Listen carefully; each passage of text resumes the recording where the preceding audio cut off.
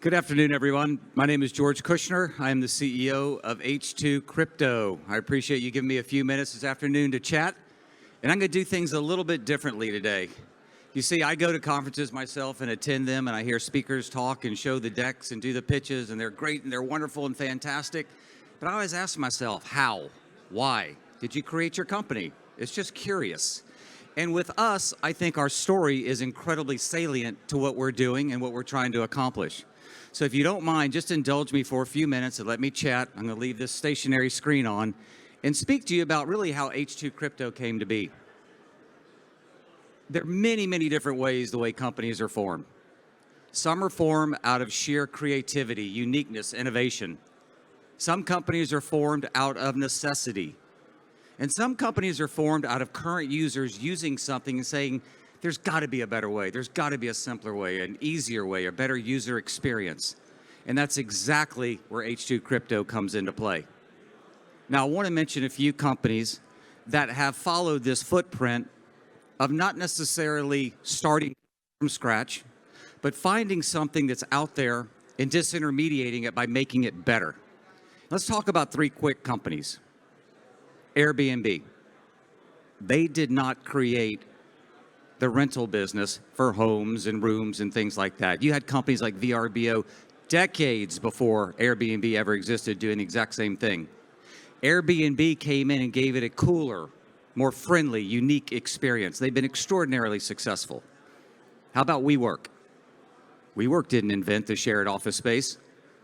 Regis office centers have been around for decades before WeWork came in, but like Airbnb, they created a unique value prop.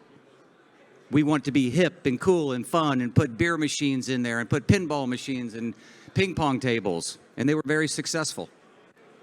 And then you have Charles Schwab, and that one really resonates with us. Charles Schwab did not invent the brokerage business. He saw a need to take Wall Street to Main Street and make it easier, make it better for the retail client, the retail consumer. And these are all very similar examples to how H2cryptO came to be. True story, 2015. I was working for a small money manager in New York called BlackRock. A colleague of mine came up to me and said, hey, what do you think about Bitcoin? And I said, I tell you exactly what I think about Bitcoin. Now, this is a family show, so bear with me. I said, I think Bitcoin's the biggest crock of SHI, and I'll let you guys fill in the last letter. That's what I think about Bitcoin.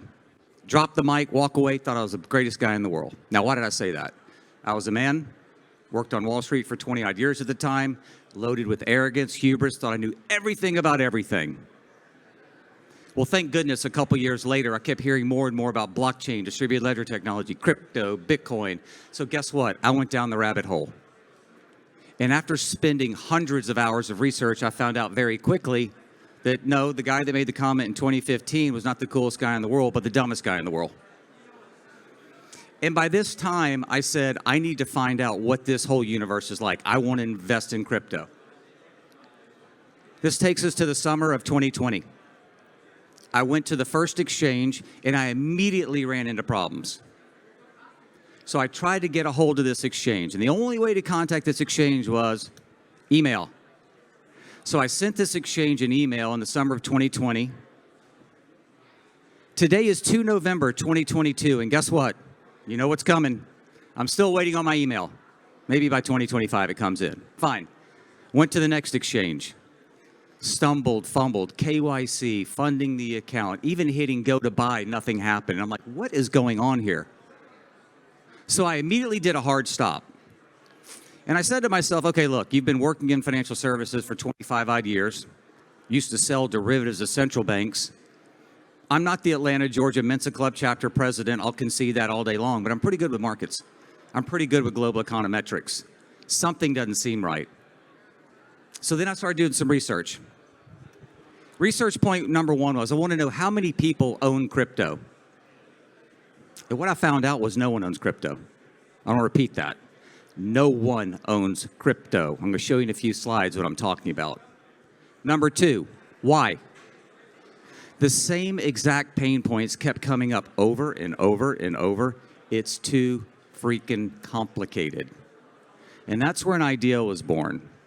Because it's one thing if I was a one solo use case user that was having issues, but once we started doing research, we found out this is the number one pain point. And that's what everyone says. Number one pain point preventing crypto's mass and broad adoption is its sheer complexity. This is where H2cryptO was born. This is where we were founded. I know it might be hard to see some of these in the back, but if we look at the salmon box, it sums it up right there. It's just simply too confusing, too complicated. When we were doing research, we kept seeing adjectives like chunky, clunky, cumbersome, scary come up over and over and over.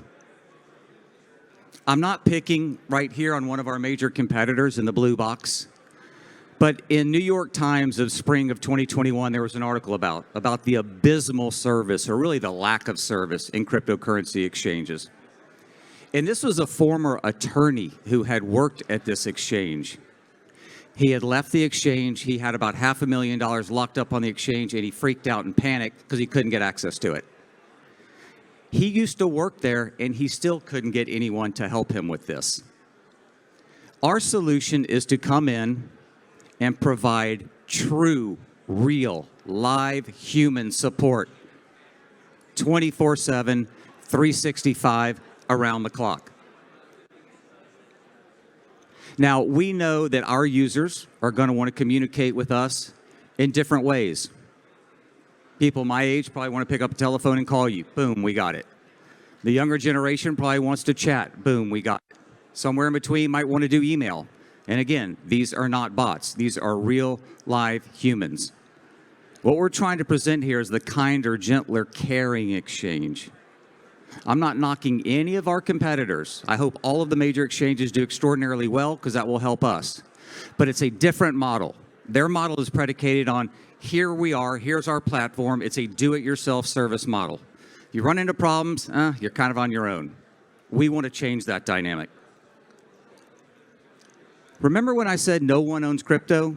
No one owns crypto. I know you guys can't see it in the back.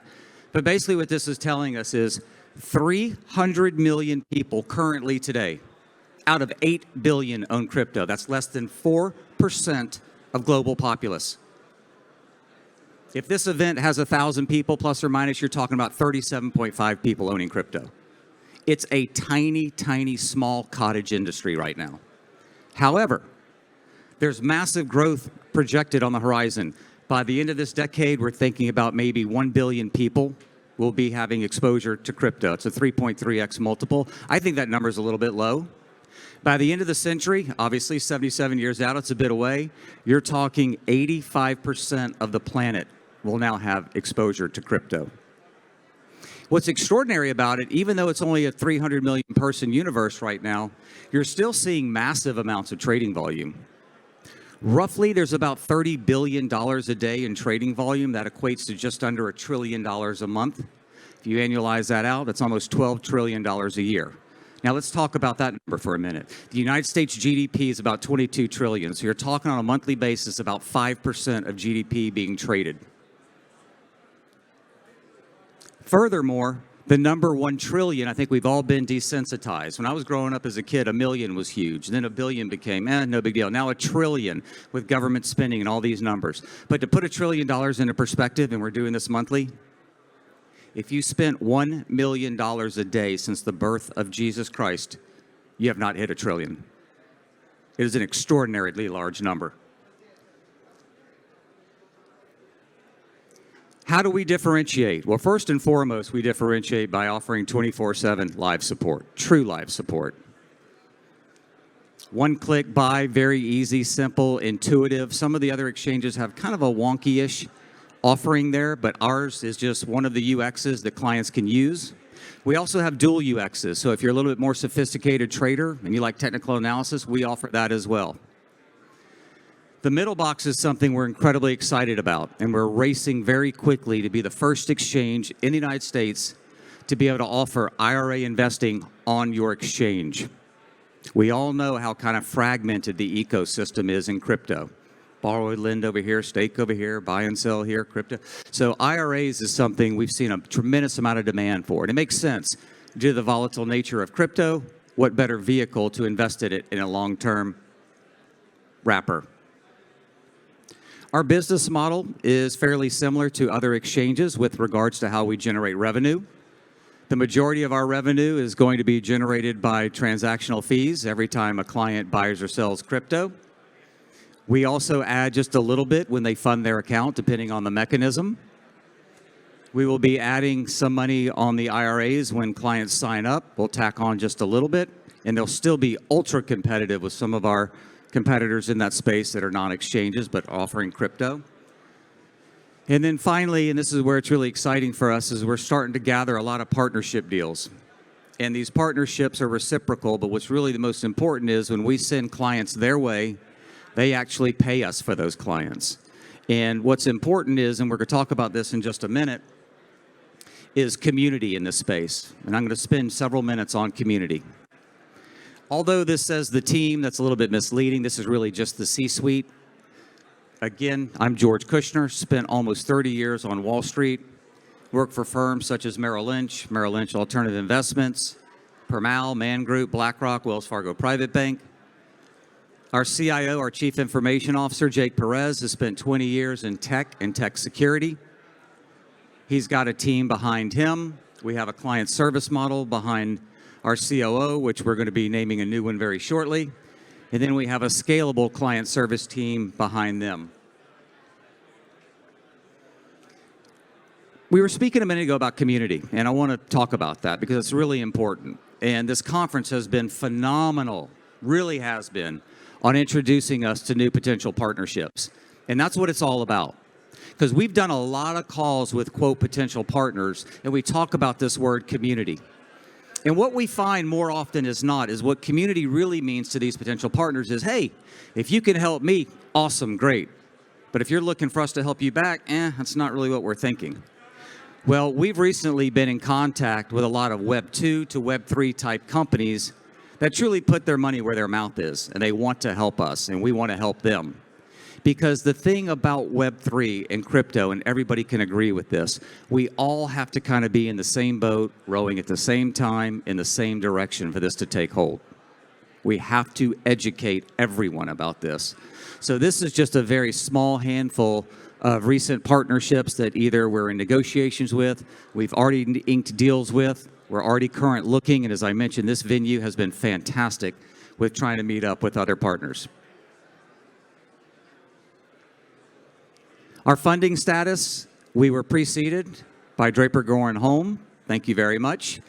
We are raising our seed round now. We're raising $2 million, of which we already raised $1 million, so we're trying to finalize with the final $1 million.